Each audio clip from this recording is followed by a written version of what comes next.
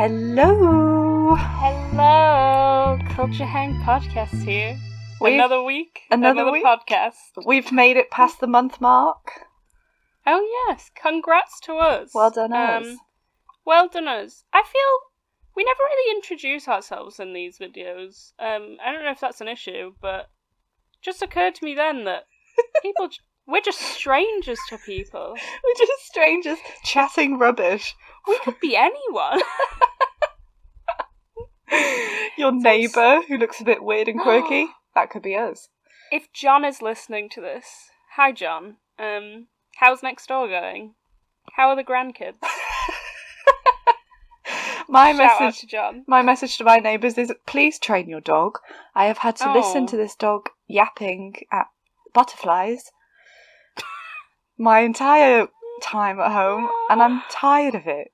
The nights are drawing in, life's getting just that little bit harder, and I want it to stop. What kind of dog is it? It's the dog that people buy young children for Christmas, and then don't train. Yeah, those dogs are great. You know, like little fluffy, yappy... Fluffy, yappy things. Fluffy, yappy Do you know what things. I'm always confused by? People... I think maybe I've talked about this before on the podcast. I've definitely talked about it to you, Holly, I feel. People who buy, purebred dogs. That's not confusing. Like, okay, I get that. But, they buy them, they spend all that money, and they get, ugly ones. Yeah. It just... You're going to have to look at it every day. Good. Yeah. There's adopting dogs, really cute. And I know some people who have purebred dogs that are really cute too, but... You spent all that money and time sourcing for an ugly dog. An ugly dog. An ugly yappy dog. Do you not feel it's a waste of money? Oh, absolutely. I don't think you should ever return a dog, but... In exceptional circumstances. No, I love all dogs. I'd just like to make that clear, but there's some that you just know are snobby dogs. They're snobs. They're snobs, and you can tell it. They probably have proclivities that shouldn't be encouraged in society. Like steaks. They have steaks. Yeah, and I remember. They have little coats. Little outfits. My old boss, she had a dog, and I think the reason I'm not a fan of dogs, I will admit it. Yeah. It's something I've had to come to terms with because everyone else is a big fan of dogs, and it's really the decade of dog. It's the decade of dog, and I'm just a bit indifferent. How do you feel about cats? I feel like I could manage a cat better because a cat does its own thing, and it kind just of agree. Wanders about, free as a bird. It comes over to you when it wants to. I feel like I'm quite a cat though. Like, I'm not a dog, I'm a cat. I kind of get that. I think I'm a good mixture of cat and dog, but... We're kind of horrifying intermixing. Yeah, definitely not like a mutant. But I'd love to have a dog, but it just seems like a lot of effort. I can't look after things. Whereas cats... I think the reason is because, like you say, I'm kind of cat-like, and I quite like my independence when it comes to looking after myself. Mm-hmm. Dogs don't have that. No. But cats do. They're, consistently needing attention. And I get that it's, reciprocated, and it's like, oh, lay all your love on me. Yeah. Hit me with it. But I just couldn't be asked. I think if someone else could train a dog... Yes. And it was, a really cute dog that I was partial to. Someone trained it, and then they gave it to me, and it just came up to me, and it was quiet, and it just did its own thing, but we were both, sharing the space. I would be happy, I think. Yeah. But, so what was the experience that led to the dislike of dogs? Oh, so I worked in a gift shop for 4 years, and they were 4 formative years, so I think I worked in it from when I was 14 to 18. Oh, that's so long. And so many people would come in and talk about their dogs. And I get it. If you have a dog, it's like a child in some respects. Yes. Yeah. But, I just had to listen to people I didn't know talk about their pets and their dogs. But my boss, this was it, she wouldn't eat chicken, but she would buy her dog, chicken. She would buy him, a whole chicken. And she would be like, oh, but he only likes this kind of chicken. Buy him from M&S. And I'm like, you're buying your dog a whole M&S chicken. It's a dog. It doesn't need it. It'll eat anything. Honestly. Like, you want to treat them well, and I don't think you should, like, be mean to a dog. I don't agree with that. Animal abuse is not good. But, like, does it need... What's the difference between an M&S chicken and normal dog food? No idea. I don't know the standard of dog food, but I reckon you can get some quite good ones without them having to be an actual chicken. And yes, chicken. Maybe there is some merit in giving your dog actual meat, but maybe not M&S meat. Maybe just get it some, like, I don't know, some frozen meat. I don't know. I don't eat meat and I don't have a dog. I don't know what you want.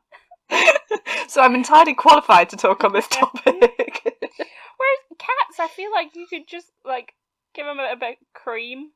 They'll lap it up. Apparently they're lactose intolerant. Oh, well, they love it. I relate to that a lot because one time when we were on holiday, a stray cat came up, which often happens, I think, when people are on holiday. I don't know why, but they know they're going to get food, though, don't they? Usually, yeah. So we were having, exactly. Yeah. We were having breakfast, and it's obviously coming up and purring at us. And because my dad is a cruel man, he had some cream with his breakfast, or someone did. And he got the cream and put it on the cat's nose where it couldn't reach it. No, that's animal abuse. And then for the rest of the time we were eating breakfast, it just was attempting to get the cream off its nose. Oh, bless it. And then eventually I think maybe he gave it a bit of his breakfast, but it took a while, and he was loving it. But the rest of us were like, that is cruel. You're a cruel man. I think that's akin to bear baiting, I'm not going to lie to you. Yeah, I know. I don't know what he was expecting. Also, he, like, loves cats and dogs, but just also loves to be toy kind of with cruel to them. Yeah.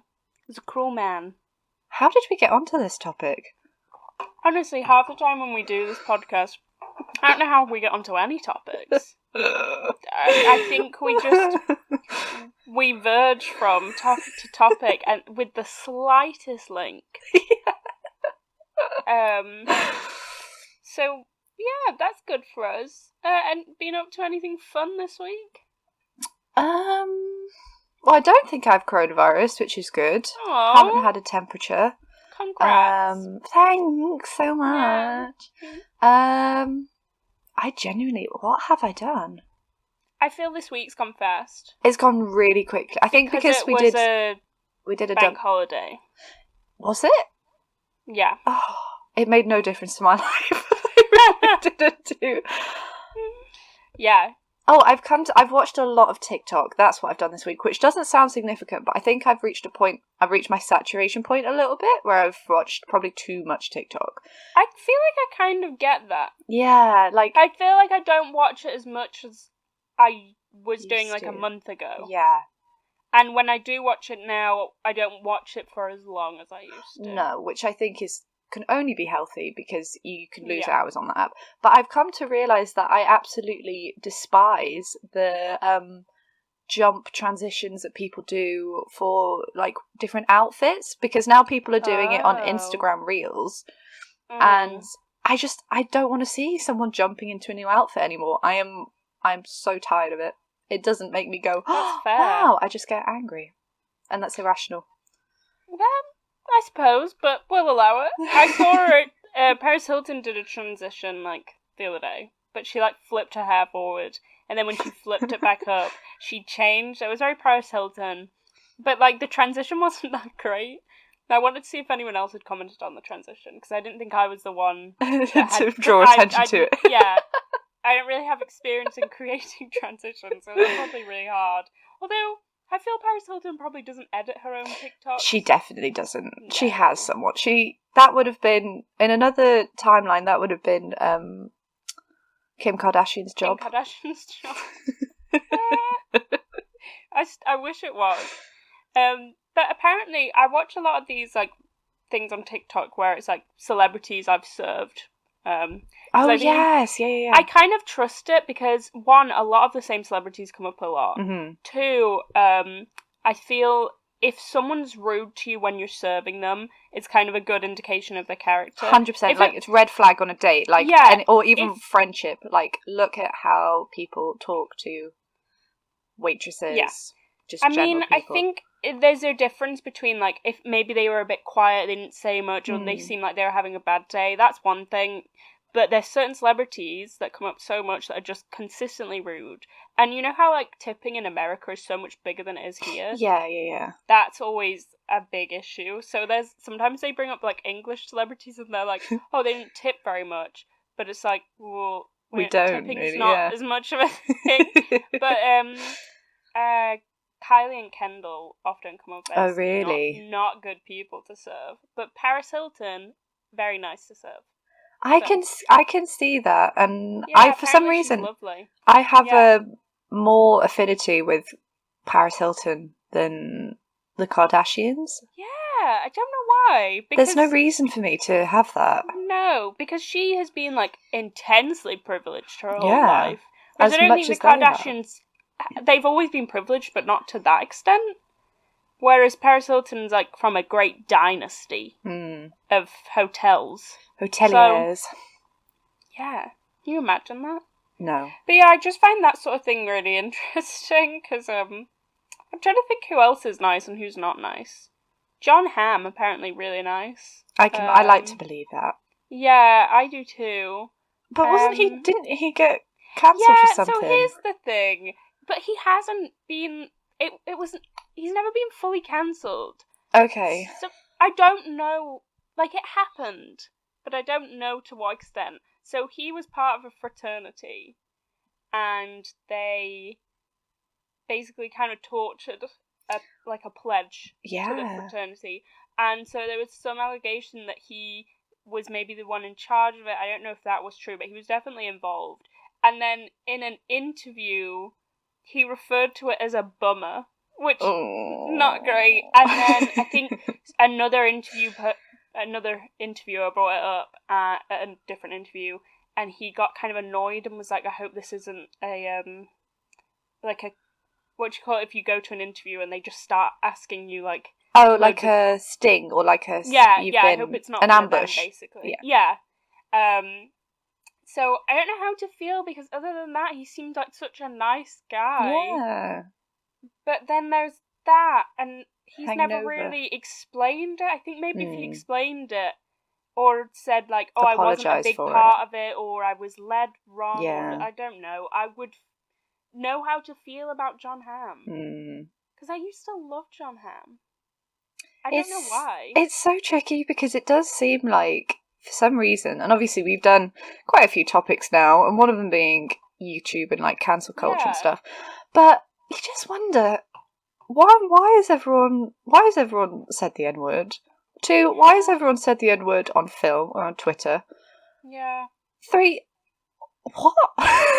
Why is there no unproblematic person floating about? Because, like, yes, to some extent I'm wary of cancel culture, because if it's something, like, semi-problematic, like someone said when they were 12, I think, like, there's a part of me that's like, okay, well, they were a child. Who remembers what they said when they were 12? Yeah, maybe they didn't know better. Like, and there's probably, I hope I've never been racist or made anyone feel bad or anything like that, but I'm sure there's bits from all our past that someone could bring up and spin in such a way that would make people dislike you, and you could be cancelled from that. So in that case, I'm wary of it. But I don't think, like, I've ever tortured someone, you know? I don't think so. Like, I think they set this man on fire, maybe. And I just don't think I've done that. So, man. You know, there's a line, and so I saw on TikTok the other day, I know a lot of this chat's revolving around TikTok, but it's a big deal. It's a big part of my life right now. Yeah. Basically, you've probably seen him, the guy that dresses up as Willy Wonka on TikTok. Oh, they make me uncomfortable. Yeah, it makes me uncomfortable, but that's by the by. This person had made a video on TikTok being like, basically like, cancel this man, because I get a vibe from him, and I always get the right vibes that this man has done something bad. Oh my god, so a it was vibe? literally, he literally just didn't pass the vibe check. That was it. And then someone made a reaction video to that being like, you're literally cancelling this man because he didn't pass the vibe check. And the Willy Wonka guy comments on it saying, like, I've had a bunch of, like, horrible messages just because of this video. That's how dangerous it is to literally just be like, I get bad vibes from someone. No. Then people will turn on you. Like, that's the dangerous side of it. God. That would be what scared... This is just an innocent man dressing as Willy Wonka. Yes, it's a bit strange. But... It's so weird. And when he does, like, I saw one just popped up and I was like, oh. Yeah. And it was, you keep getting distracted as you're walking around the Wonka factory, and it's because of his shirtless torso. I'm like, you are a skinny white man. Yeah. Like, I'm not body shaming him at all. However, I don't feel distracted. I didn't feel distracted. I felt personally, it didn't distract you.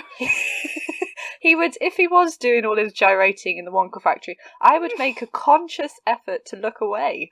I would not if you were a child who'd got the golden ticket, and you turn up, and Willy Wonka's, or your Grandpa Joe, you're walking around. Willy Wonka's there just gyrating on a tree that's made of chocolate. Yeah, it's not ideal. I just don't like the voice. I know it's just copying the voice from the movie, but I don't know that I liked it in the movie. I don't know that I liked the look in the movie. It does fit like that film. I think I enjoyed it when I was a child, but also I was slightly scared of it because I think it feels like a bad dream. Well, I agree. So I have a bad relationship with Willy Wonka because I like the book. Love Roald Dahl. Yeah, what would Roald Dahl think of gyrating shirtless Willy Wonka? I don't think he'd like it. I think Roald Dahl had really strong opinions because all the children in Willy Wonka that like have bad things happen to them are examples of children he didn't like. Oh, really? So, yeah. I didn't know that. Yeah, so I don't think he's a very forgiving man.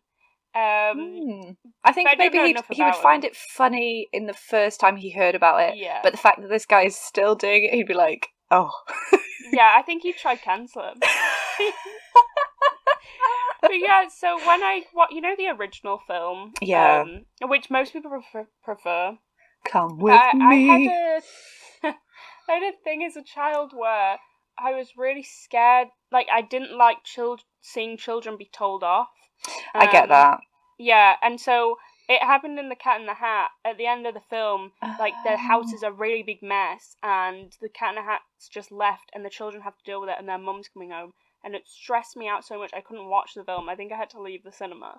But in the original Willy Wonka, it gets to the end, and Charlie gets told off for doing something wrong right at the end by Willy Wonka. And it stressed me out so much I couldn't watch it. Oh. So when the new one came out, I was like, great, like, I love to see Willy Wonka, but I'm too stressed out by the other one. But you're right, the new one is just basically a nightmare. It feels like, I think there's something about the quality of it, and I remember watching it in the cinema, and it came out a long time ago, so we must have been quite little. We would have been young. I'm going to look up how young we were. And I think the setting of the town, that it was snowing and there was all this like focus on the one factory, but it was quite like a Victorian town and everyone was quite poor. I don't know, maybe it was just like the contrast and like saturation of colours, and I don't know. Augustus Gloop freaked me out as well. I think the way they got rid of the children freaked me out. Yeah, it wasn't nice to see. I think it was the one with the squirrel that really got me. Yes, what was her name? Was it Violet? Oh no, that's not Violet. I've literally got the information here. And she's like, Daddy. Veruca Salt. Yes. Oh my gosh, I've got the actress's picture, and she just looks really like posh girl in the picture. I'm sure she's lovely, but when I see her, I just think squirrels. It came out in 2005. Oh my god. 6 or 7. 6 or 7. I just don't think that had any right being a children's film. No. Sorry, Tim Burton. Oh, that's bloody why. Yeah, I know. Also, Tim Burton, dodgy guy. Kind of racist. Kind of racist. I think someone was like, diversify your films to him, and he was basically like, no, I won't. Oh. And he had some sort of silly reason that I hated. Aww. And I can't give it to you, but it's horrible, just let me tell you. So after that, I've kind of felt a bit weird around him.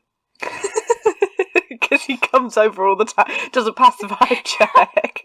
When I go visit Tim, it's just quite an odd situation. Also, he was married to Helena Bonham Carter, wasn't he? Yeah. And then they got a divorce, but they lived next door to each other. No, but when they were married, they lived next door to each other. They had 2 separate houses that they knocked through, so they could have each other's space. I think that's the ideal setup. Yeah, it is. If their marriage had worked out, I think they got divorced, so I'm less inclined to think, yeah, that's a really good idea. Let's have interconnecting doors. No. I do like the idea of, royalty and really old-fashioned period TV shows when the husband and the wife have separate bedrooms. I think we need to I like sleeping in a bed by myself. Same, I do. I think we should bring it back, and they have the wife's room. She can decorate however she wants, and she doesn't have to be around a smelly man. I just think bring it back, and then I think it's more romantic. If they share a bed every so often, it's they do genuinely like each other. I think that should be completely normalised again. Yeah, normalise not sharing a room with your spouse, whatever gender they are. Yeah. Sometimes you want your own space. That's chill. We're gonna stay single forever. All the the more time I spend single, the more time I'm like, oh, I don't want to give that up. No. We were actually, when I was in Newcastle seeing my friend, we watched about 5 hours of Don't Tell the Bride. I love that show. Oh my god. And there came to a point where we were probably about 4 hours in, and my friend turned to me and she went, if this is love, I don't want it. Because I agree. The crap those men put those women through, and they are so paranoid, and they are so made to be bridezillas because they're not in control. They've got such polar opposite ideas in their head, and I get it's for TV. But this guy, have you seen the Loch Ness one? No. So they live in Aberdeen. This guy is from Newcastle, but she's Aberdonian. Yeah. And he is she's gonna turn up on Nessie. No. So he has this harebrained idea and creates this crap looking monster. He decides he's gonna rent out the Loch Ness gift shop as the venue space. Turns up probably the day of the wedding and is oh, how are we gonna move all this stuff? Where are we gonna put it? And then they're like, you actually can't do that. Doesn't have any money left for a venue, has to beg the guy whose beach he's using, who owns a pub, to use his marquee for the remaining 16 quid or something. And oh my God. She turns up on this Nessie. Was she angry? She was so angry. She was so until she saw him, and then she was just happy because she saw his face. Every single one, I think there's no way she's going to go through this wedding when she gets there, and she gets there, and they always go through with it. Ecstatic. Which I think is meant to be oh, okay, so love exists, because even though this man throws you the absolute worst wedding of your life, you still think, you get there and the only thing you think about is the fact you're happy to see him. Yeah. But I am too stubborn as a person that, honestly, I wouldn't care that much about a wedding, but if I got there and someone had solely thought about themselves, I just think this person is selfish. I don't care about the wedding. I just care about the fact that they were in their head thinking, yes, Loch Ness Monster, that makes sense. He's not even Scottish. No. He lives in Scotland. He's marrying a Scottish woman, but he's not even Scottish. There was one I saw where he did a Game of Thrones theme. And I don't even think that the wife watched Game of Thrones. And it's stuff like that. I just think you're too selfish. You're doing what you want. Yeah. Or they do stuff that they think their friends will enjoy. I hate that. And they spend all the money on their stag do. Yep. We started playing a drinking game with it because there was such a formula to the end of it, and it was one of the bride's mum has a go at him, or if he spends more money, if the stag do's better than the hen do. Yeah. They never think about the hen do. They're just go to the pub. Go to the pub or have a afternoon tea. I think one of them did. Oh, okay. I suppose that's better. But then the mum had a go because she was like, it's just really dead and boring. But the woman was like, the bride was like, I'm pregnant. This is the same Loch Ness. Oh, okay. Well, I guess there wasn't much she could do. For your hen do when you're pregnant. Yeah. Not much.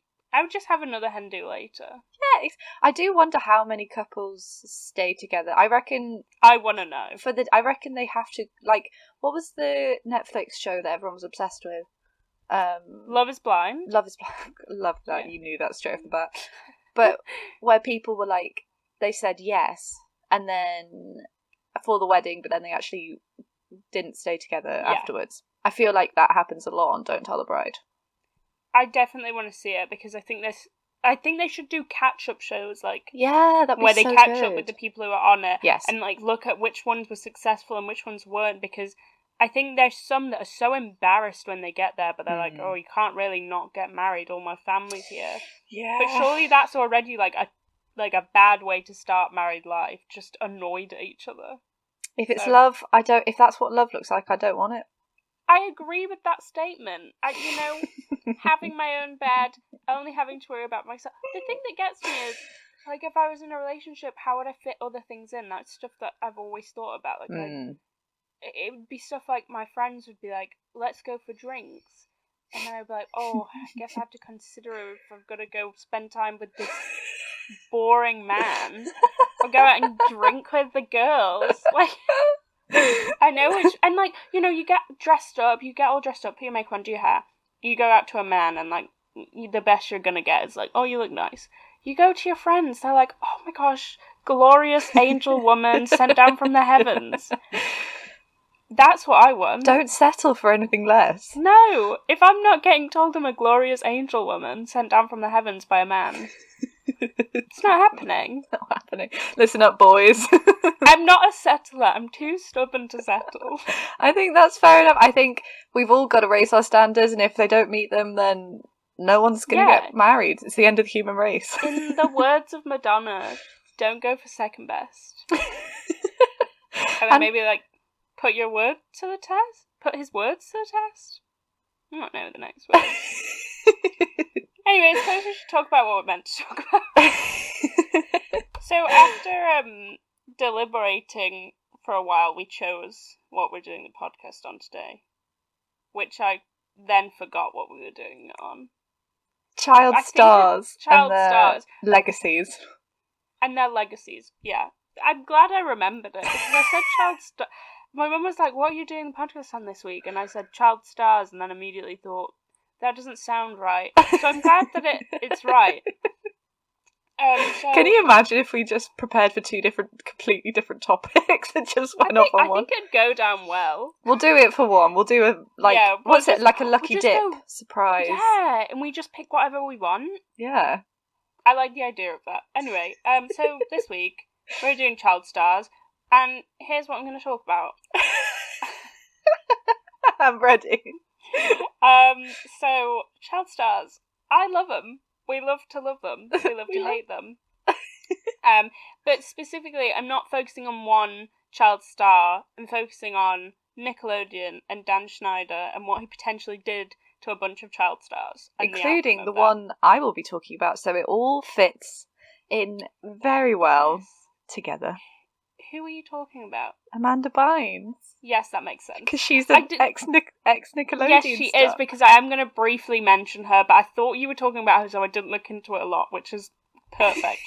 So, I watched Nickelodeon a lot as a child, because I loved it. I did not. I was deprived of Sky as a child. Sky, yeah. Well, so we got Sky. I liked Disney Channel, but Nickelodeon... Some of the shows felt a bit more grown up, which I kind of liked. So there was Zoe 101, which was my absolute favourite. I did see Zoe 101. Zoe 101, incredible. Drake and Josh, again, loved it. And then there was iCarly. And then Victorious, which was a little late for me. They're like the most famous ones. Yes. Or some of the most famous ones. And they were all created by Dan Schnieder.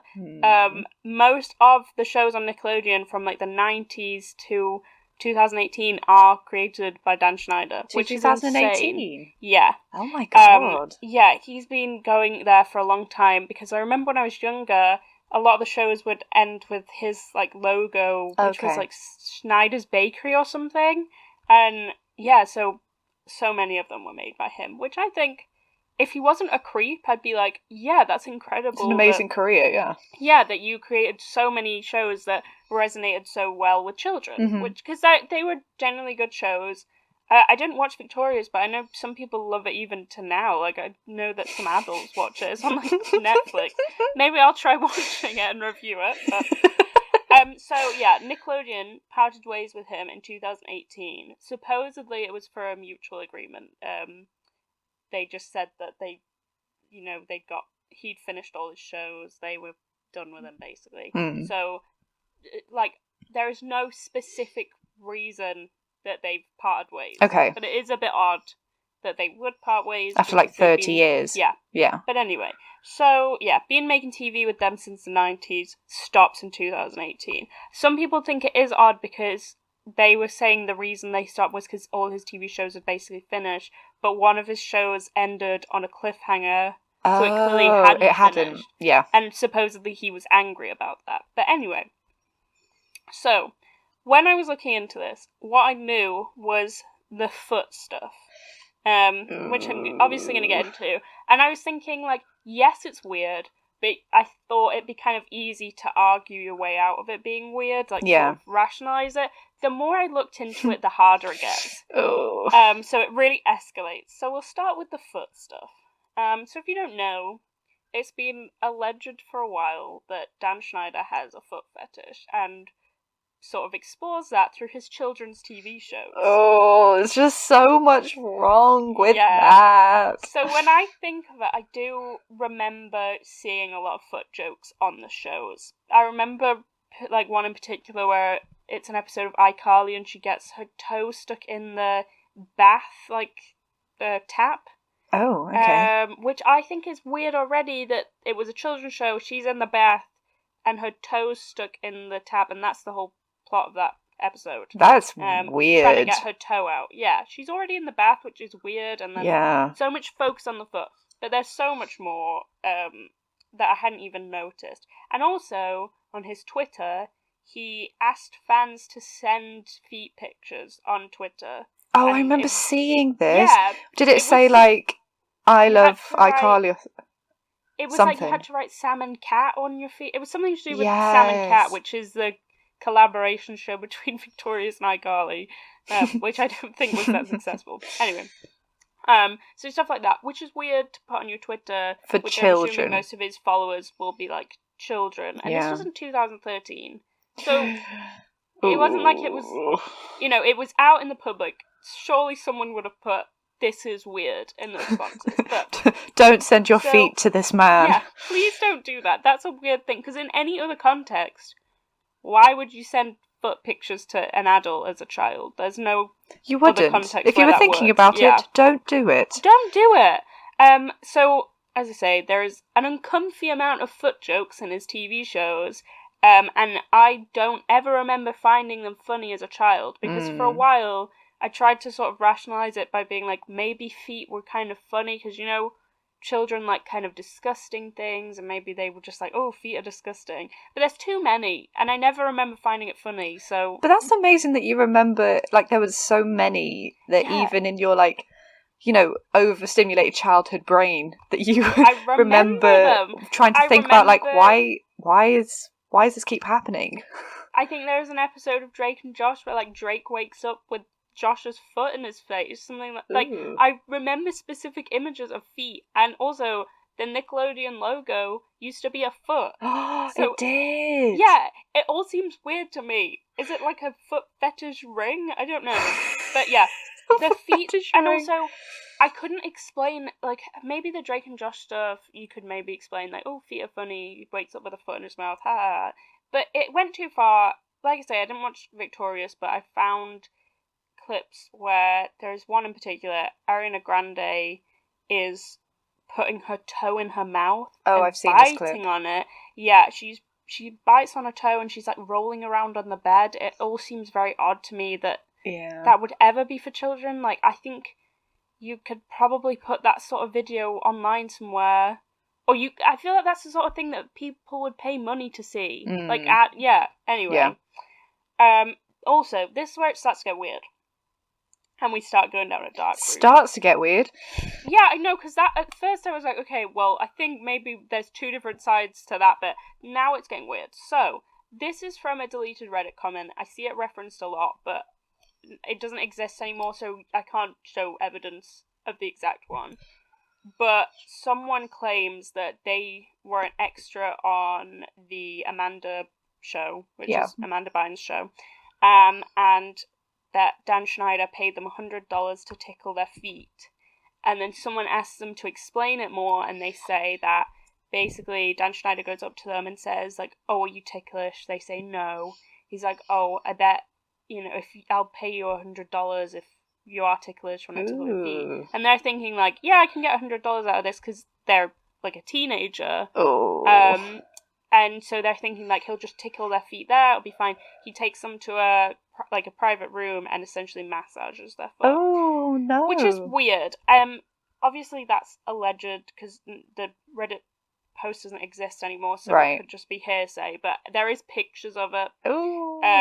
But yeah, and there's and then the thing that sort of, like, matches this is one girl who was auditioning for Nickelodeon says that they were told to go in a room, take their shoes off, run around, and talk about how much they loved being barefoot as part of the audition.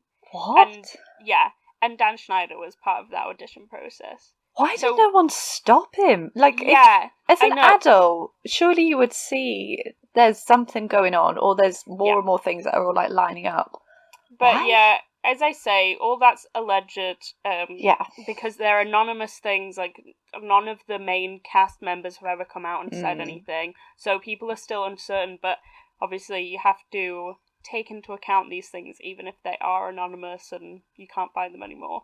They could very well be true and very traumatizing for these people. Oh, and as well, that girl, or maybe this is another girl, but a girl refused to be part of an audition process. It could be that. Because her mum told her not to, and she was basically blacklisted from acting in children's TV, at least. God. So then it continues to get weird when we introduce the character of Brian Peck, who I heard about a lot in relation to Dan Schnieder. Essentially, Brian Peck worked a lot in children's television. Is he related to Josh Peck? No relation, which you'll be glad to know after we hear this. So he worked on The Amanda Show. Mm-hmm. So, great show. Also one of Dan Schneider's.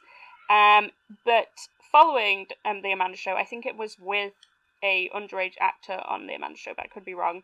He had received a 16-month sentence for molesting children. Basically, did 2 separate acts. Oh my God. I won't go into what they were. No, but he was convicted. But only 16 months. That's ridiculous. And he's now a registered sex offender, but he still works in TV. How? Many jobs. Yeah, I don't think he gets as many, but what you need to know is that following the arrest and following him getting out of his 16-month sentence, he worked on Zack and Cody. Oh my God. In an episode where he plays a mirror that speaks to the teenage girls and tells them their imperfections.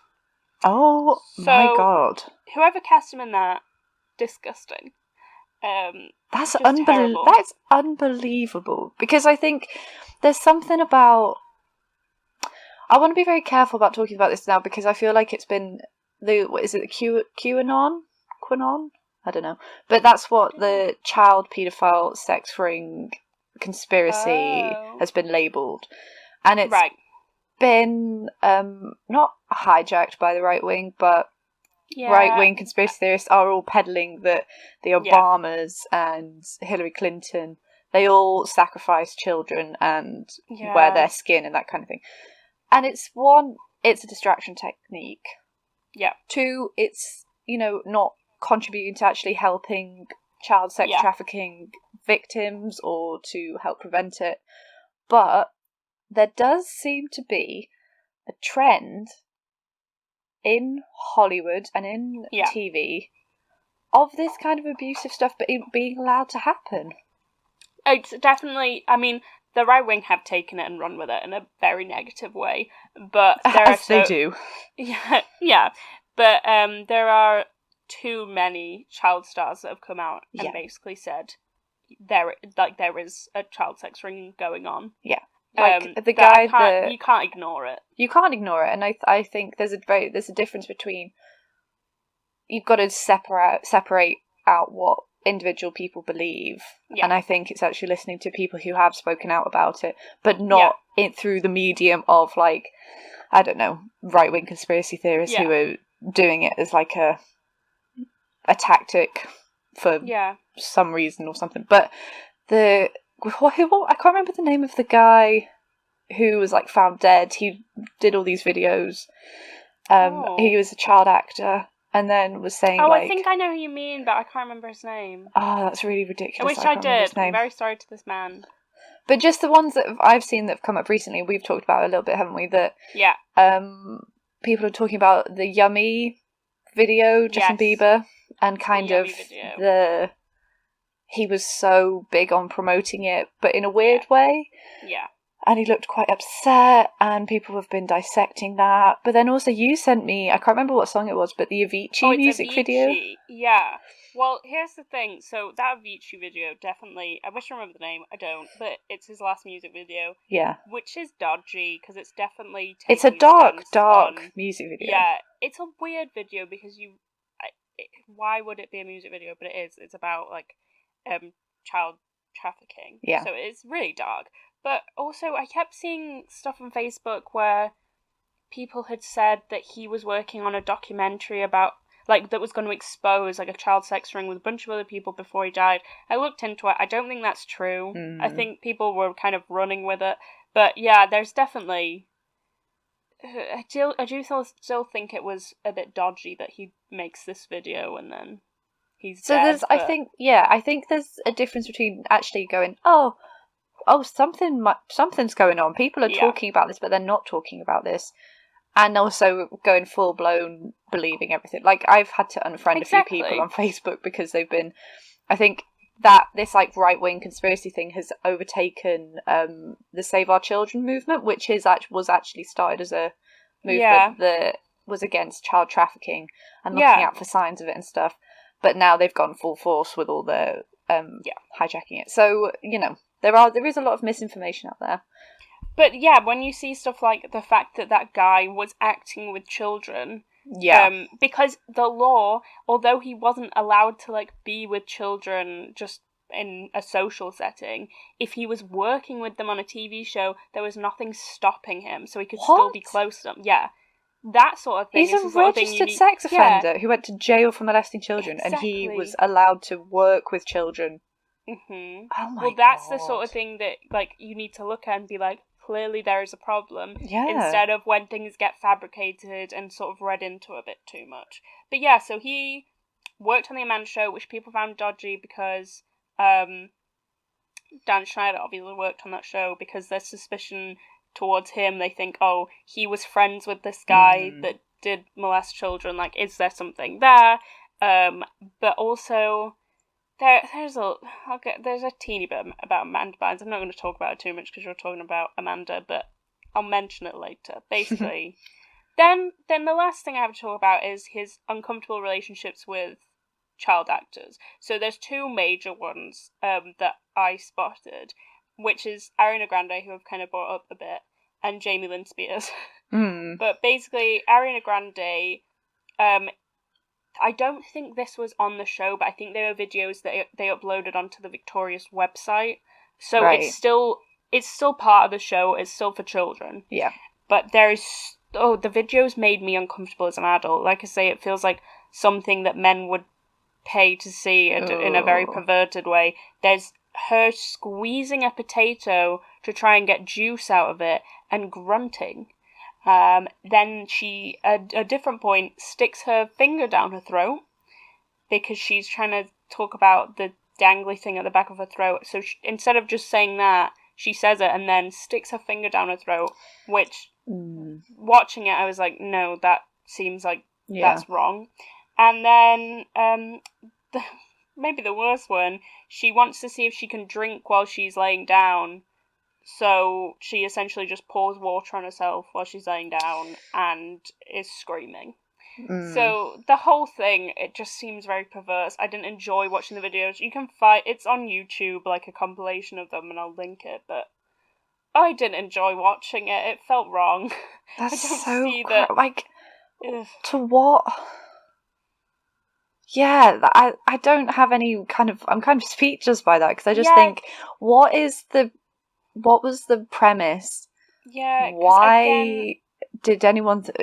entertainment for children? Was it just at this point he was just allowed to do whatever he wanted? I have no idea. And it would just get greenlit? Again, like, I don't know if he was directly responsible for these videos. He might not be, but it is his show, so the responsibility, he's definitely responsible for some of it. But again, it was a situation where I wanted to watch it and be like, oh, people are reading too much into this. But I couldn't say that because it felt wrong. Like, it was the sort of thing that put just like, oh, it put shivers down my spine. But then, this bit's kind of funny because it's not funny, but I don't think this bit's true. But it's the Jamie Lynn Spears stuff.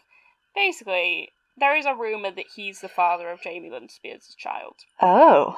So Jamie Lynn gets pregnant at 16, and thus people were not happy. Zoe 101 is cancelled, which was very tragic for me. I wasn't happy about it. It like ended on a cliffhanger. We never know if Zoe and that guy get together. It was very sad, but you know, she's pregnant, so we can't do anything. No. So basically, then this website comes into things. It's called Crazy Days and Nights. Supposedly it's run by, I think maybe like a lawyer to the stars, someone like that who has knowledge. He has the knowledge. He has knowledge. He posts stuff that's gonna happen before it happens, and then like this big outrageous stuff will happen, and then it's like, well, I knew about it because it's on this website. Is it like an expose, or are they just... It's kind of like Gossip Girl for adults and more shocking. So I went on the website. It's incredible, but it's all kind of like in riddles. But apparently people can comment on it. There's a commenter called Him with loads of M's. Supposedly, this is where it gets wild. Supposedly, this commenter is Robert Downey Jr. What? Yeah. Basically, apparently, the person who's him references a lot of actors that he knows. And these are all people that Robert Downey Jr. knows, including his wife is one of the people that the person mentioned. So, okay. Could be. But basically, him, well, let's say it's Robert Downey Jr., posts a long comment basically attacking Dan Schneider, and I'll read it out because this sort of implicates him with Jamie Lynn Spears, who was 16 at the time, let's not forget.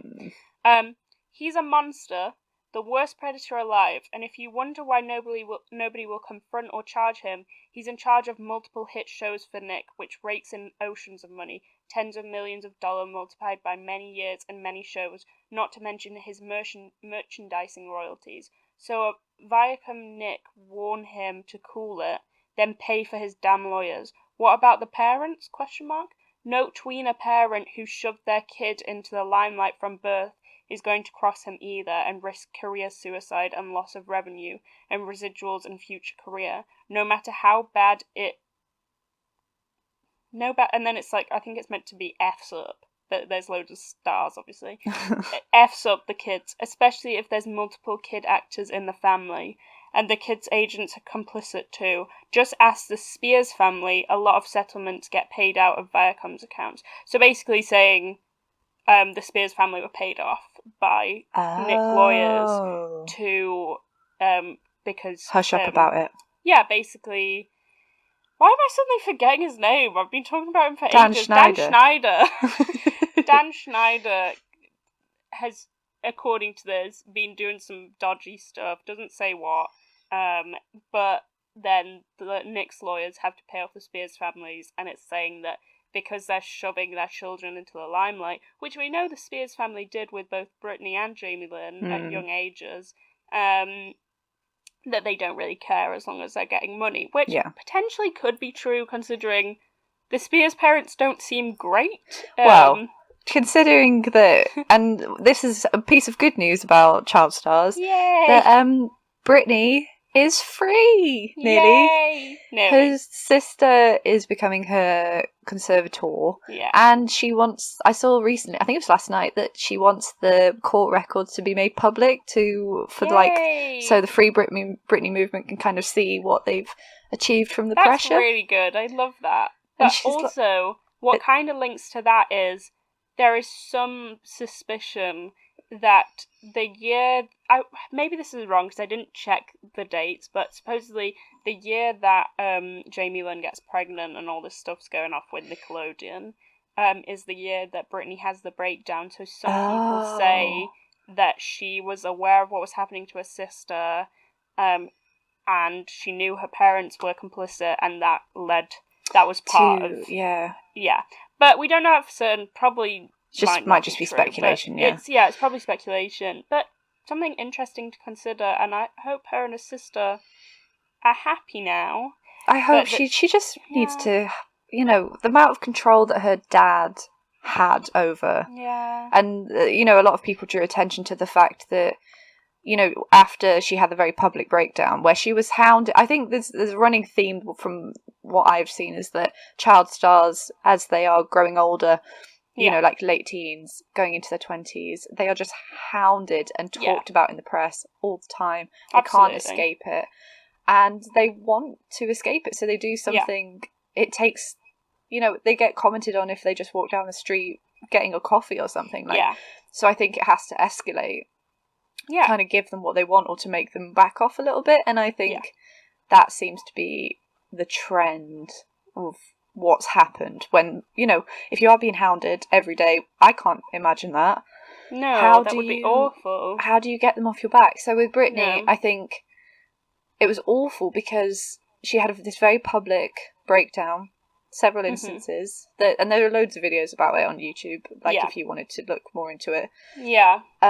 But as soon as her dad got conservatorship, which was basically he was in charge of her assets, he was in charge of all of her money, what she was doing, kind of the amount of control he had over her. Yeah. It's normally for very old and sick people who, can't really look after themselves, isn't it? That's what it's kind of like power of attorney, isn't it? Yeah, that's the aim of it, that it would be for people's own good rather than to entrap them, basically. But then he wheels her out on her Vegas tours, she's touring again, she's back in the studio, and she's constantly touring. Constantly touring. She's always doing shows, and that's why you can't convince me that this is some unstable woman who can't control her whole life. I couldn't go on that amount of tours. No, I consistently wouldn't have the capacity to do that, and she does it consistently. No, that doesn't add up to me. It's not motivated out of looking after your child. It's motivated out of getting as much money as possible from Britney Spears, I think. Yeah. So there's been a happy ending to it. Yes, which I'm very happy with. But basically, Crazy Days and Nights then post when Dan Schneider and Nick part ways, or potentially he gets fired. This is the post. I'm going to read it all and then kind of explain it. So it says, last night after the news broke about a certain producer, an actress all of you know who knows the producer as well as anyone sent me this.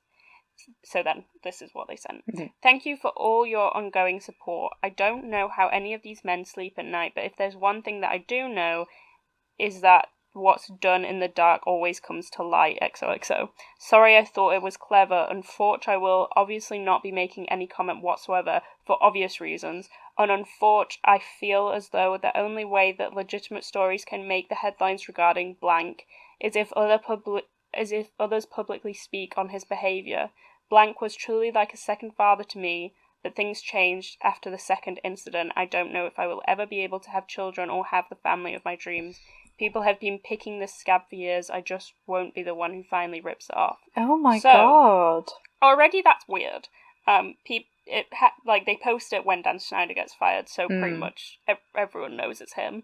But the second paragraph that says, I don't know how any of these men sleep at night, has odd capitals in it. Right. And basically the capital letters spell out Dan did it. No.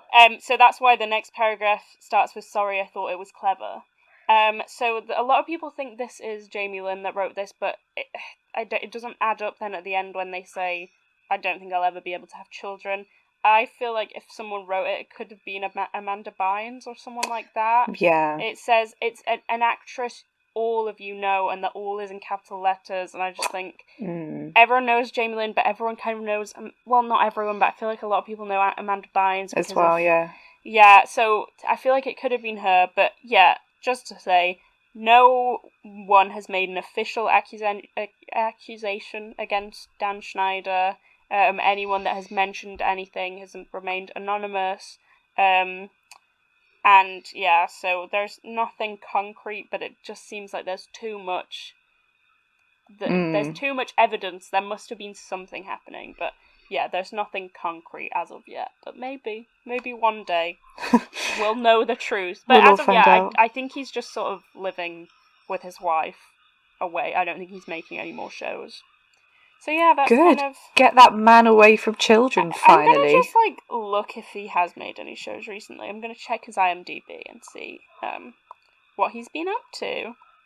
It's all just about the exploitative power of it, and I understand that child stars have quite a lot of they've I don't know if they're unionized, but they have to have certain breaks, they have to make sure they have schooling while they're doing it. There's a lot of things in place to try and protect children's so they don't have interrupted learning. However, I definitely think getting your children into TV shows, the power imbalance between your parent becomes your manager, and we've talked about this before. As soon as there's a business transaction and your parents' income relies upon you as a child, you don't have a childhood. And yes, a lot of children want to be actors and actresses. It's completely normal. We all had that phase, didn't we, where we thought... Yeah, but it feels I think there's probably examples of it done well, so I don't know for definite, but I feel like Modern Family, there's a little girl on that show that plays Lily, and she always she's not little anymore, she's fully grown. But she's a teenager. But I watched some bloopers from that when it was a child, and the way they are with her is she must have just believed they were second parents or something, because anytime she makes a mistake, they just sort of talk her through it. They don't even act as though it's a mistake.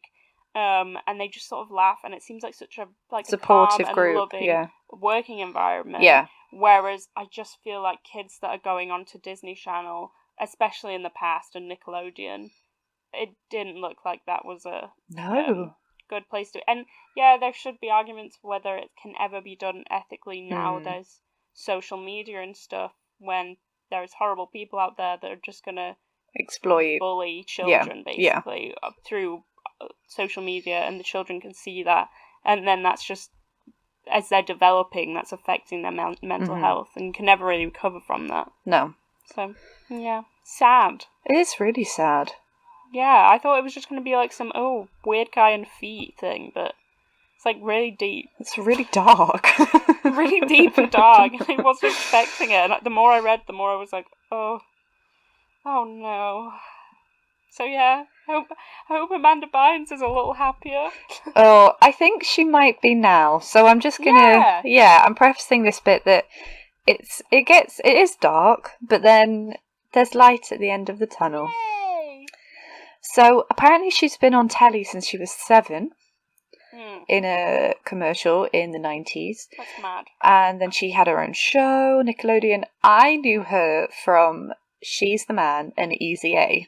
Oh, now, She's the Man, I think will always be funny to me, and it was it's Shakespeare retold. I quote it so much. She is incredible. She's so good in that film. I genuinely think she was very talented. It'd be interesting to see how her career would have gone. But if you think she's the Man, and she's in Hairspray. Yeah. Oh, I forgot. How did I love Hairspray. She's excellent and in she's Hairspray. Good at singing. She's talented. And yeah, her Nickelodeon show, it was just her. It was basically SNL, but for children. And it was just her, and she would get guests on, and she did funny skits. And great comedic she had actress, great comedic timing. Yeah. So it would have been interesting to see how her career could have gone. Was she not messed up by evil people? Yeah. So I didn't know that Easy A is the final film she did. Oh, I didn't know, and she's excellent in that. She's so good in it. She's so good. So she's, she was everywhere kind of when we were growing up. I loved her. So then in 2010, she retires from acting, and then she kind of goes back to acting, which is what I think she does with ECA, and then she retires again. Okay.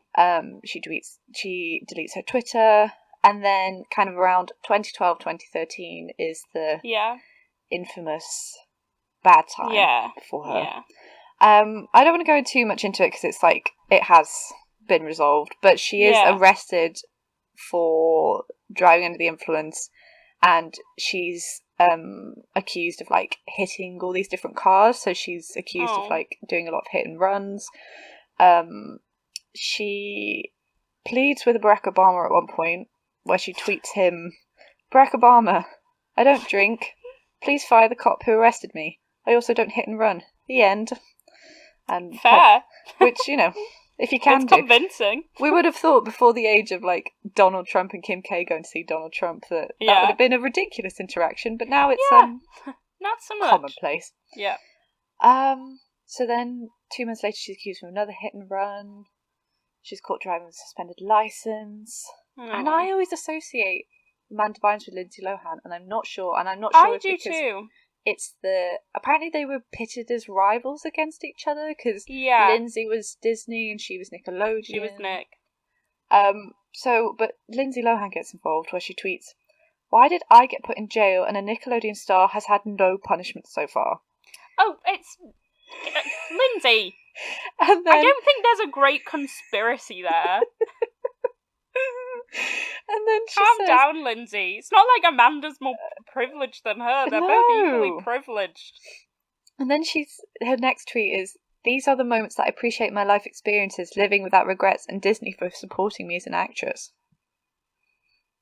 So it's a weird thing to bring up straight away. Yeah. That's weird. So that's weird. Basically, from kind of 2012 into 2013, she's telling certain tabloids that everything's fine, she's doing amazingly well, she's like super happy, whatever. Okay. And then on the other side of it, she says she's suing other tabloids like In Touch and TMZ, who are basically just picking on her at this point and saying all these different things about like I've lost it. I don't know, she's just it's not going well for her, so she's like, "Oh, they're picking on me," but you know, talking to other ones as well. She settles with the victims of the 2 hit and runs. Okay. And then in 2013, in January, she posts the infamous picture to Tumblr, of all platforms. Oh, I didn't know it was Tumblr. I didn't know it was Tumblr either. I didn't know. I thought it was Twitter, but Tumblr makes more sense. The cheek piercings. Oh. Amanda. Which must be painful. Like, when you're eating, like, I don't actually know the logistics of that. That's a lot of skin and... Yeah, I can't really imagine.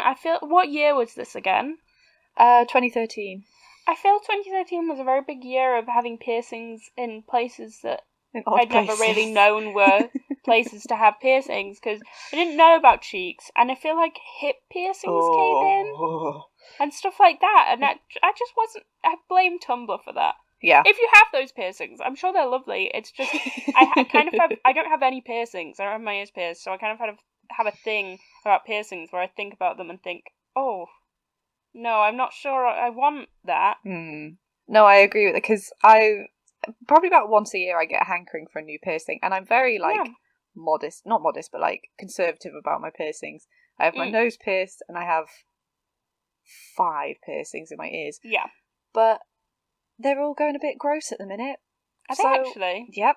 And I've had them for a while. And yummy. But all it takes is like one start to going a bit gross, and then all the rest of them start going a bit gross, because it's all attached to the same bit of skin.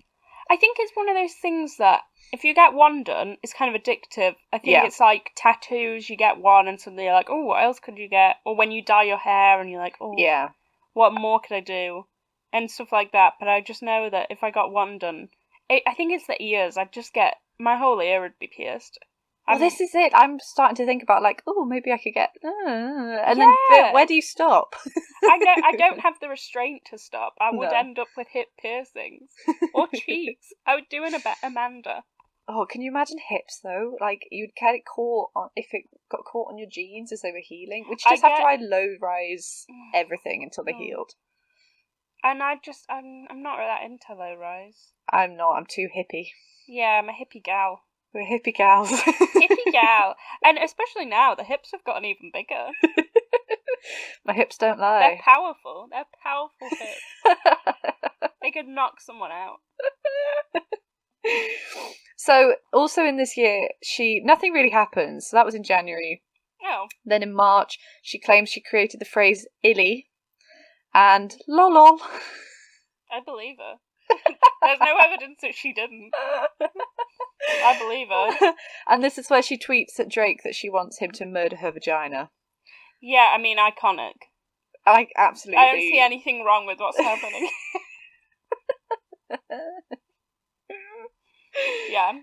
I just think she has such like she's direct. She knows what she wants. Yeah, good for her. Good for her. She was doing WAP before WAP was even conceived of. Also, out of it, now Drake's a bit of a weirdo. So he is a weirdo. I mean, I don't like Millie her, Bobby Brown, but she is a child, so we've got to leave her alone. Child, so like we've got to. It's not that I don't like her. I'm just not like. I don't. I don't know. It's when you see interviews with her and it's so clearly just a child making jokes, which is cool. Yeah. But as an adult, when you watch that, you're like, oh god, children are annoying. I'm sure she's very likable now, though. She's kind of old now. She looks older than me. Yeah, she does a bit actually. Not gonna lie, Hannah. She does. Look at this face. It's a picture of youth. The eternal Millie Bobby youth. Brown could be 30. For all I care. She's old. She's old new. Cast me in Stranger Things. I've never seen it, but I could pick it up. I'll get a perm. I'll shave my head. I won't suit it, but I'll do it. Oh man. I don't have the head for it. Anyway, you do. Everyone has the head for a shaved head. I think that's the whole prerequisite. Some people have really nice hairlines. That when you get a bit of hair, it's like, ooh, nice. But I don't think you have a bad hairline. It's quite. Can't really see it, but there's bits here that go back. Well, Widow's Peak, I've got that. Kind of, I guess. Yes, we both have it. Oh, twins. That's why I have a bad fringe. It's why I often think I should get a fringe again, because when I tie my hair up and I see that and I'm like, there's just so much forehead. This could have been a good ponytail, but because of you, I look like I'm balding. So that's what it looks like. As a woman with a widow's peak, I'm not happy about it. No, it looks like I have a receding hairline. I'd just like to say, I don't. It's always been like that. Which is why I had a fringe for a long time. It's my father's fault. It's why I trust Dakota Johnson, because she always has a fringe because of her large forehead. Oh. But she loves her forehead anyway. I love Dakota Johnson. Same, I love her so much. We've gone off topic. I'm sorry, I love Dakota Johnson, end of. So, we're on April 2013. Amanda Bynes is now living in New York. Good for her. She's photographed walking around Manhattan, but then it claims it's not her. Oh. Is it her? It is her, but she's saying it's not her. Fair enough. But I get it if she just wants to be like left alone at this point. She says she's know where she is. Suing other tabloids, and they're speculating about her weight and if she has a mental illness, which is just not on. Horrid! Stop that. It's awful. And then she buzzes half her hair off, very a la Britney. Yep. In May, she says she's not crazy in an interview and repeats that she doesn't drink because she's allergic to alcohol. Which could be true, but she does have substance abuse, so I think it might be like a system of yeah. So I think this is like tabloids should be regulated, and I know this is not like a free speech thing, but when it comes to children, she's had that since a child. Stop that. Like hounding people, it's awful. You'd have no peace from it. So they go inside the In Touch magazine. Right. They go inside Amanda Bynes' house for a party and reported that she slept on a bare mattress and her windows had been spray painted black and her floor was covered with bags of pot, and they have a photographer that documents all this. That's horrendous. To make an article. That's an invasion of privacy, right? I imagine they might have been invited into it, but also to use that as an opportunity to there's like, no line, there's no... But also the fact that she's, like, spray-painted the windows and stuff like that. To keep them out. One, it's someone who's, like, needs help. Yeah. So shouldn't be your priority to put in a magazine. Two, it's clearly someone who's very paranoid and is trying to, like, stay away from exactly what they're doing. Yeah. It's awful. Vultures. They are vultures. Yeah. They need to be, like, the sun and... Oh, God. Awful. Stop it. So... However, like, the next day she's arrested on drug charges after allegedly tossing a bong out of a 36th floor window, which isn't funny. It's not funny. Just the image of... Did it hurt? Did anyone get hurt? No one got hurt. Oh, okay. Well, let her throw it away. But then she's taken for a psychiatric evaluation and goes to court the next morning in that platinum blonde wig, which... Iconic. If you haven't seen it, they described it as ratty in the article I was reading. I was like, come off it. She's gone through a tough time. Yeah, like... don't be critiquing the wig. The wig's iconic. It just looks like a Halloween wig. Like it's a bad... Yeah, it's literally not a good wig that Lindsay Lohan wears as the Halloween costume in Mean Girls. It is that wig. Maybe she borrowed it. Maybe she called up Lindsay and was like, have you got any good wigs? And Lindsay, got that wig? Lindsay in a rage sent her the worst wig she owns. She sent that one. And then, so she gets released. She's on Twitter. It's not good. In May, she then tweets at Rihanna, which is, like, actually awful. She says, Chris Brown beat you because you're not pretty enough. And that she don't like that bit. Almost named her new dog Rihanna. Rihanna tweeted back saying, you see what happens when they cancel the intervention.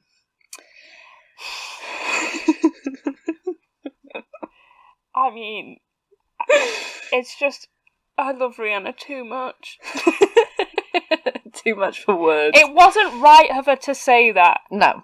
But at the same time, that was such a huge insult from Amanda that you can't really not say anything. No, you can't ignore that, I don't think. Yeah, so I think she handled it well. She did. We're in 2013, so the kind of conversations that we have about mental health... Yeah, not really the same. It's not the same. Maybe she was being serious. Maybe she was like, yeah, the intervention should have gone ahead. I think she might have been. I mean, maybe she wanted to help.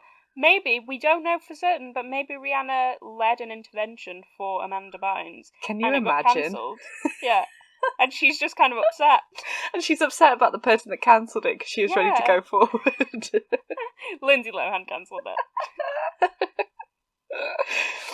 And then it's all just like keeps going. She said she's going to sue all these different people, that she wasn't, they were like, the NYPD were lying, she got sexually harassed by a police officer, they did a psych evaluation against her will, and then she came out and said that the attack against Rihanna wasn't real. What was it? And that she's sure they'll do a music video together one day. I'd love to see it. I mean, maybe one day Rihanna will make music again and we'll see it, but... Doubtful. Kind of before she disappears, the thing I read ended with Courtney Love tweets, where Courtney Love tweeted at her saying, "Pull it together, dude." Why? So if Why Courtney did Love Courtney is Love get involved? Yeah, not really your place, is it? Absolutely not. But then not the reason for all this, but in 2014, Amanda Bynes was diagnosed with bipolar disorder. Yeah. And she found sobriety and took responsibility for her past behaviour, which she says was caused by her substance abuse, and she made a public apology where she said, "I'm really ashamed and embarrassed with the things I said. I can't turn back time, but I could if I would. And I'm so sorry to whoever I hurt and whoever I lied about, because it truly eats away at me. It makes me feel so horrible and sick to my stomach and sad. Everything I worked my whole life to achieve, I kind of ruined all through Twitter." So that was 2014, and this year she is currently engaged and has enrolled in college to get a bachelor's. So I think What is she getting her bachelor's in? I think it's in a fashion degree. Oh, I'm happy for her then. So, and she seems really happy with her.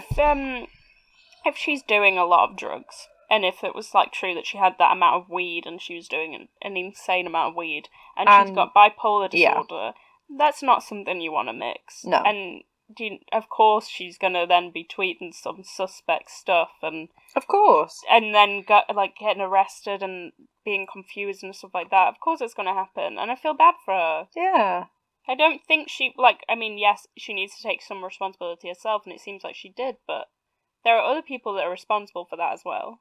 The tabloid. I think the fact the tabloids, possibly Dan Schnieder. We're yet possibly to know. Dan Schnieder. Yeah, we'll find out. That will be the big reveal once everyone's dead. Lindsay, come on the podcast, expose Dan. Please. And tell us about your degree, if you want. Well, you don't have to relive any trauma. You can just tell us about fashion school. I'd love to learn from you. I would too. I'm very happy that she is she's moving on and she's doing... I'm happy she's doing for well. Her, and I'm sad with what we lost in, a great comedic actress. Yeah. But I'm glad she's happy, and if fashion and staying away from the limelight makes her happy, then she should do that. Carry on with it. But if in a couple of years there is a chance of a She's the Man sequel, my God. her and Channing get back together, I would like to see it. I would like to, it's such a quotable film. I wonder if she could do the voice still. I hope as so. Sebastian, because I think I just quote that film so often because I kept seeing TikToks with the audio behind it as well, and it made me remember my love for it. So a lot of the times in the day, I'll just sort of think of and I see you for what you are, and that is ugly. Yeah. Ugly! Ugly! I love the way she says it, the way she talks in that film. Oh, it's perfection. It's comedy perfection. Comedic perfection. Yeah. It belongs in a Hall of Fame. It really does. But yeah, moral of the story, we're worried for children. Well, this is what I wanted to I was thinking about the Kardashian children, or that dynasty we were talking about at the beginning, because it's well, what are they going to... Are they going to go through this kind of trajectory, or because they've been born into it, is it a different kind of process, or is it the process of being hounded by the media your entire adolescence? I mean, if I'm honest, I think a good example of this is Blue Ivy, the child prodigy that she is, because immediately when pictures were released of her as a baby, people were making comments about the way she looked. So she will literally get that her whole life. It's so sick. Hopefully her parents do a good job of not making her aware of any of those comments. Yeah. But I just think as soon as she gets any social media or any way of knowing that, if you're just going to be hounded by that, no matter who you are. You could be the most attractive person ever, and people are still going to find a way to make you feel bad about yourself. Because all these people we've talked about, all these child stars, are attractive people. The reason that they're successful and child stars is because they were the cute little children. Yeah. And they're still picked on. There's no escaping it. No one is exempt from being hounded by clickbait titles. Oh God. Makes me sad. It does make me sad. We should end on a happy note. Have we got anything happy? Oh, I was going to say Robert Pattinson has COVID, but that's not happy. Yeah. Happy! We're not happy about it, but at the same time... I'm so sad. The irony does not miss us. The irony is beautiful. It is chef's kiss. Mean, to live through the Spanish flu and COVID... He cannot escape that role. No. He is Edward. Edward is him. Also, I haven't seen Tenant, whatever the film's called. Oh yeah, he's in it though, isn't he? He's in it. But I've read a few reviews. Apparently, it's just super long, but really good.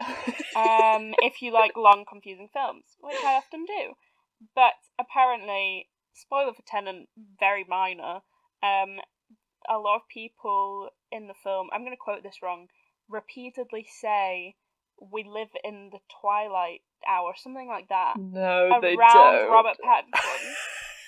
Repeatedly. And then the fact that he's playing Batman, bats, vampires. He can't escape. Also, the fact that he's playing Batman and he has coronavirus, which potentially begun with the scramming of a bat. Who scrammed the bat? Rob Pats did. Oh my god. Would it surprise you? Oh, Pat scrammed the bat? No. Ate the bat? Absolutely Wouldn't not. surprise me. No. He's patient zero. He's just got it again. This isn't his first rodeo. So yeah, there's our happy story of Happy story. Our favourite actor is ill. Gravely That's how ill. rough this week's been. Yeah.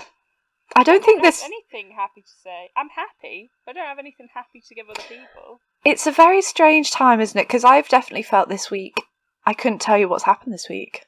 No, it was a mess. Oh, as I was telling Holly, I bought a new top. It didn't fit me, but I'm going to keep it. So that's happy. I hope you find a nice... Oh, if do second-hand September. There's a call out to everybody. Mean? You just buy second-hand clothes. You don't buy any... September. Yeah, you don't buy any new clothes. Do you have tips for Depop? Because every time I'm on there, I swear I type stuff in, and then I'm like, oh, why do I see the worst clothing here? Like, I never see good stuff. What do you type in? Like, whatever I want. So, like, say you wanted, like, a white, like, I don't know. I can't think of anything off the top of my head, but say I wanted, like, what I'm wearing now. And yeah, white top. Like, white top. And I never see, like, the good stuff that other people see. I always see, like, the stuff I would never want to buy. And I don't see how people find good stuff. I think it's knowing what the style of a top, like milkmaid top or well, yeah, but even buttons, so basically yesterday I was looking for a baby doll black dress, and I was so specific. I'd like made it so specific to me. I'd put all the sizes in, and I could find nothing. And then the stuff I could find, like, it was either like overpriced or I don't know. Depop just seems like such a mess to me whenever I'm on there. I never enjoy it. Yeah, I do think Depop has kind of become quite gentrified with a lot of people doing the whole Y2K baby tea, which is become a bit meme. So it's a bit iffy, but I have found it's really good for like branded stuff. Yeah. However, there's another one that I've started using called Vinted.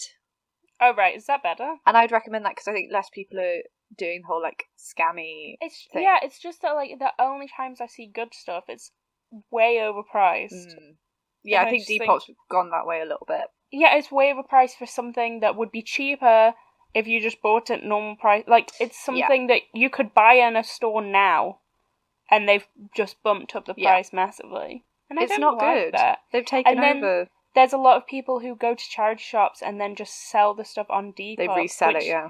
It's really negative. Don't do that, because people shop at charity shops because they can't afford to go anywhere else, so they have to buy those clothes, and you're buying them to make a profit off of it. At least if you're doing it, give it to someone in need. Exactly. Don't stop it. Don't be selfish. Don't be selfish. Sorry, I tried to end on a happy note and made it unhappy again. But no, it wasn't unhappy. I just don't want people to be selfish. Don't be selfish. I think that's an excellent mood going into the rest of September. Yeah, think about that as you go on with your day. Don't be selfish. Have a nice day. Be loving. Don't be selfish. Have a lovely day. Yeah. And we will speak to you next week. Yes, where we will have thought of a theme for next week. Don't expose us, Hannah. Sorry. This week's was a bit last minute, but we gave you 2. Hannah! Right, did it feel like it was last minute? No. Did it feel rushed? No. Did you get what you wanted? Yes. Did you get 2 podcasts in 1 week? Yes. Yes, you did. Please go listen to the bonus episode. It's excellent. Listen. Go listen to it, if we say so ourselves. It's pretty good. Okay, I should probably leave. Goodbye. Goodbye.